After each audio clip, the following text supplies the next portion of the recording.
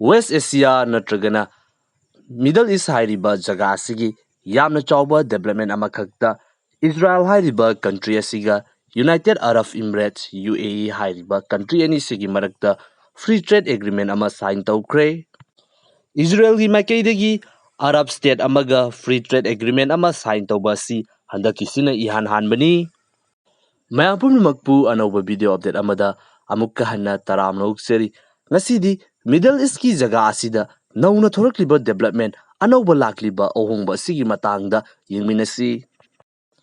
Hairiba deal asi country anima asigi Minister of Economy amasung Industry makoyawba Dubai da pangthokiba mifam amakhakta hairiba deal asi sign tawkibani. Masigi matungda UAE gi maikaidagi lakadawriba chahi manga asida country ani sigi oiba annual bilateral trade asi $10 billion fawba yawba yai haiduna predict tawrakli. Israel amasung UAE hairiba country ani sigi marakta lalon etik tawnariba posesing asigi 96% da masida thamlamliba tariff sing import duty export duty masina chingba asi loinamak remove tawragani. Country ani sigi marakta lalon etik tawnariba posesing asi ayambana chana thaknaba chinjak hidak langthak diamonds jewelry fertilizers amasung atopa hidak langthaki oiba posesing asini. Yamna tuba matamda hairiba posesing asidagi thamlamliba taxing asi lawthoklagani hairi aduga chahi ahumdagina manga fawbagi manungda lemhauriba atopa productsing asidasu tapna tax asi lawthorakani haiduna fongdokli. Particular oiba product kharadadi hairiba tariffsing asi adumak laikhigani hairi adubu laigadoriba chang asi hana leiramliba chang adudagi yamna hanthana yamna nemba chang amada laigani. Hairiba khongthang asi UAE gi trade minister na Middle East ki oiba anauba history gi chapter ama oiragani haiduna fongdokhi masina maram oiduna country ni sigi marakta job opportunity hengalakani makhoi gi oiba growth rate asidasu yankhalakani aduga maru oina country sing asigi oiba jaga sing amasung country ni sigi lairiba mari asida peace amasung stability hengalakani haina fongdokli.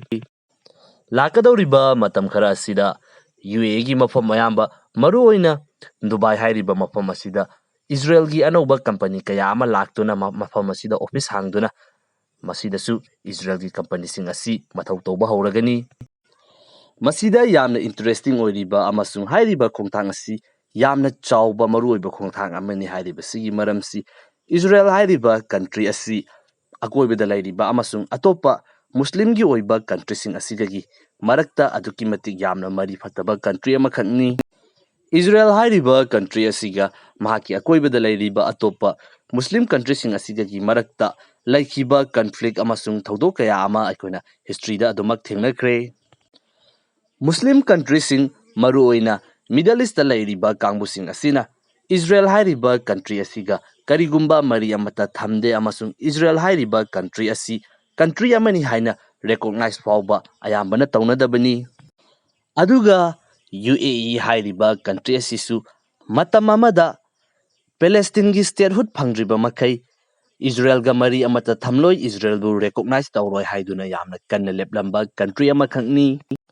UAE na Israel asi recognize tawrakhiba asi August 2020 da pangthokhiba US Israel amasung UAE gi Abraham Accords adugi matungdagini.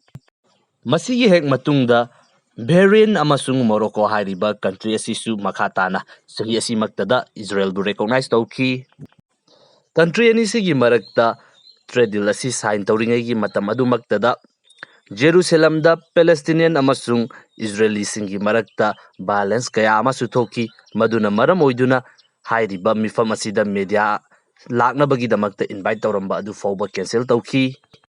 Hairiba thawdo adubu UAE gi maikaidagi condemn tawduna madugumlaba thawdoksing makhatana thogandanaba amasung maduda chenariba miyoising adubu action lawkhatnabagi damakta UAE gi maikaidagi fungdorakre. Masini haujik nauna thorakliba anauba development sing asi Israel hairiba country asiga khwaidagi hena yanadaba country amasu oiriba Pakistan hairiba country asisu haujik Israel asiga mari thamba pambagi wafam kaya ama fongdoknaba matam kharagi mamangda adumak aikoina tava fangi.